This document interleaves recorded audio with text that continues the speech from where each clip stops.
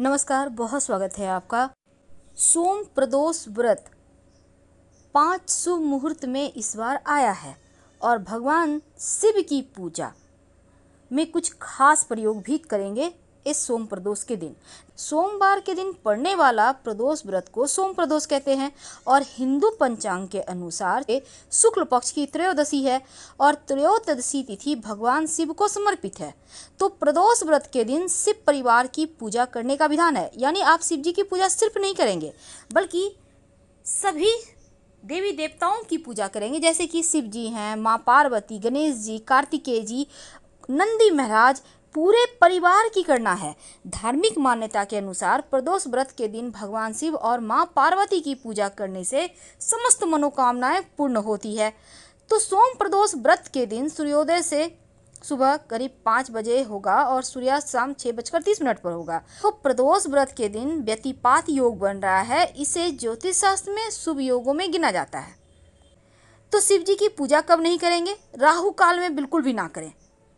प्रदोष व्रत के दिन भगवान शिव की पूजा प्रदोष काल में की जाए तो सर्वोत्तम होती है और प्रदोष व्रत के दिन भगवान शिव का अभिषेक अगर आप बेलपत्र से करें तो सर्वोत्तम होता है। नमः शिवाय का पूरा दिन जप करना है और जप के बाद प्रदोष व्रत कथा का भी आपको कथा सुनना है।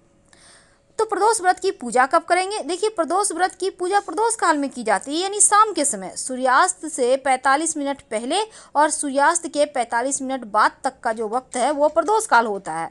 इसी समय में आप भगवान शिव की पूजा करें तो मनोवांछित मनोकामना आपकी पूर्ण होती है, आपको शुभ फल मिलते हैं।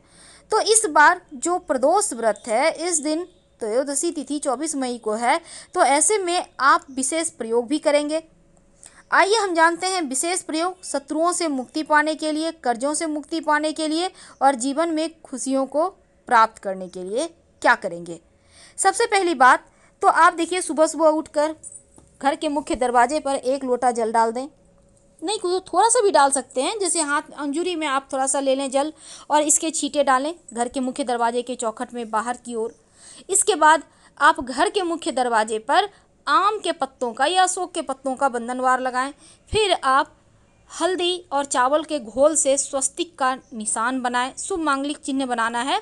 इसके बाद पूरे घर की सफाई करवाएं। आप नमक मिले हुए पानी से या फिटकरी मिले हुए पानी से सफाई करवाइए। उसके बाद एक पात्र में थोड़ा सा जल ले लें, उसमें 1 चुटकी हल्दी डालकर पूरे घर में हल्का हल्का छिड़काव करें, बाकी के पौधे में डाल दें। तो ये तो सिंपल तरीका था। अब भगवान शिव की पूजा करें, उन्हें पीले पुष्प अर्पित करें। एक ही माला में आप शिव जी, माँ पार्वती सब कोई आ जाए, पूरा फैमिली आ जाए, यानी ऐसी तस्वीर तो आपके घर में होंगी। अब उनको अर्पित करें। फिर उन्हें बेलपत्र, बेल का फल, केला, जो भी आपको मौसमी फल मिल जाए उन्हें अर्पित करें और एक दीपक जला दें। इसके बाद नमः शिवाय का जप करके कथा सुनना है। अब आइए हम जानते हैं, अगर आप कर्जों में फंसे हुए हैं तो कर्जों से मुक्ति प्राप्त करने के लिए इस प्रदोष तिथि के दिन कैसे शिव जी को मनाएं। अगर कर्जों में फंस गए हैं, आपको बाहर निकलने के रास्ते ही नहीं मिल पा रहे हैं, आप बहुत परेशान हैं, तब सोम प्रदोष के दिन एक छोटा सा प्रयोग कीजिए। देखिए, आपके घर के आसपास बरगद का पेड़ होगा, जहाँ पर भी है बरगद का पेड़ आप पहले से ही देख लें, आपको वहीं पर जाना है, ये प्रयोग करने। क्या करेंगे? 1 लोटा जल ले लें, याद रखिए 1 लोटा जल। अब इसमें आपको डालना है 1 चुटकी हल्दी पाउडर, ज़्यादा नहीं, थोड़ा सा। इसके साथ ही 1 चुटकी चावल का आटा, याद रखिए चावल का जो आटा होता है आप घर में भी उसको कूट कर बना सकते हैं, थोड़ा सा उसमें डाल दें। अब बरगद के पेड़ के नीचे जाइए, बटकेश्वर महादेव का नाम लेते हुए बरगद के पेड़ में के जड़ में आप ये जल अर्पित कर दें। ये प्रयोग आपको सोम प्रदोष के दिन से शुरू करके लगातार 3 सोमवार करना है। अगर मान लेते हैं इस सोमवार आप नहीं कर पाए तो अगले सोमवार शुरू कर लीजिएगा, कोई दिक्कत नहीं है। अब बरगद का पेड़ का जड़ होता है ना, थोड़ा सा तोड़कर ले आइए, लाल धागे के सहारे उसको बांधकर अपने पास, अपने पॉकेट में, अपने पर्स में, आप या चाहें तो उसको धारण भी कर सकते हैं। आप इसको पहन लें।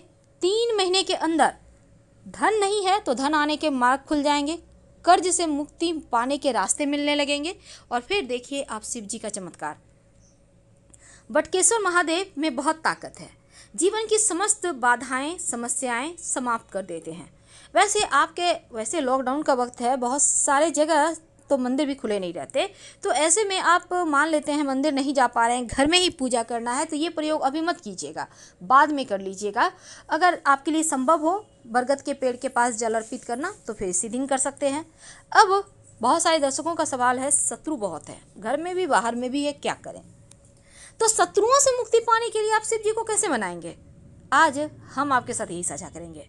तो चलिए हम जानते हैं। सबसे पहले देखिए, शिव जी जो है, जो वो विष धारण करके, हलाहल विष को धारण करके कंठ में रखे हुए हैं, यानी वो समस्त पीड़ाओं को हरने वाले हैं, पूरे संसार के विष से पूरे संसार को मुक्ति दिलाने वाले हैं शिव जी।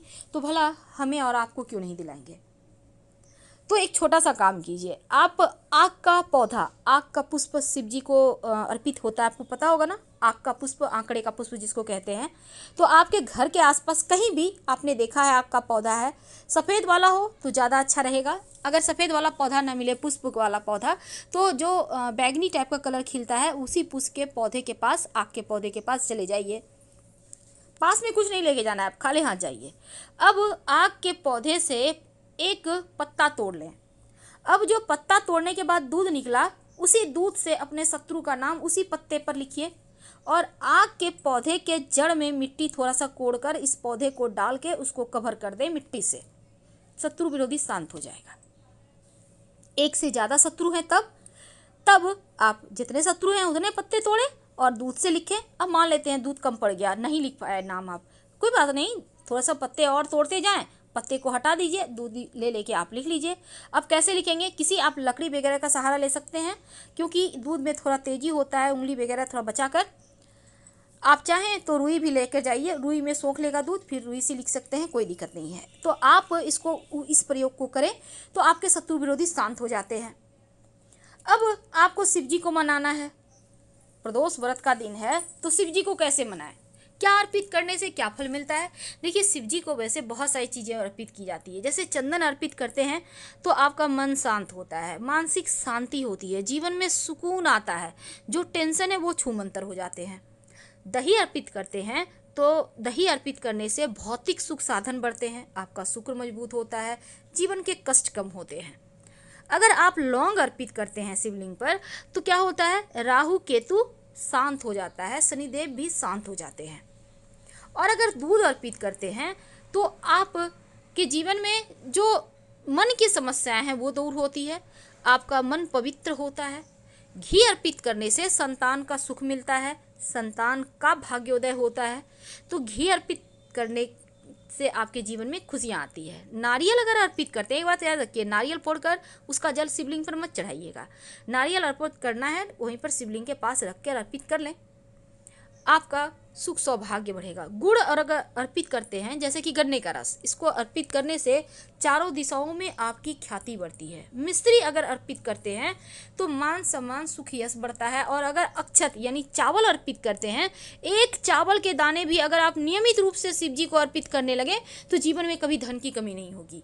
और अगर शनि दोष हो, पितृदोष हो, तब जल में काला तिल डालकर शिवलिंग पर अर्पित करें। बुद्ध संबंधी कोई पीड़ा हो तो हरा मूंग एक मुट्ठी ले जाकर शिवलिंग पर अर्पित कर दें, तो आपका बुद्ध ठीक हो जाता है, वाणी दोष समाप्त होती है। अब शत्रु बहुत है, क्या करेंगे?